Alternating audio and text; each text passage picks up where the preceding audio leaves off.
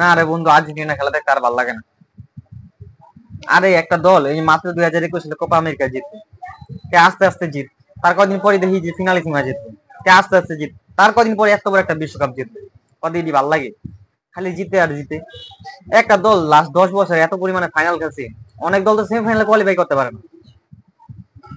তারপরেও কিছু সাপোর্টার করবো আঙ্গ 5 টাকা পাস, আঙ্গ 5 টাকা পাস, আঙ্গ 5 টাকা পাস।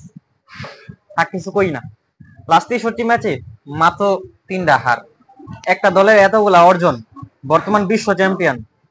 তারপরে আবার কি হইলো, আস্তে আস্তে 2024 সালে কোপা আমেরিকা পড়লো। 2024 সালে কি হইলো, আবার ফাইনাল উঠতে গেল। ফাইনালে আবার বলে আবার কাপ নিয়ে লাইব, কালকে বলে ফাইনাল খেলা। এটা সহ্য হয়? এত কি উপকরণ যায় খেলা, এত আনন্দ করণ যায়, এত সময় আছে? হ্যাঁ? আশেপাশে কত চোখের পানি পড়তেছে, দেখো না।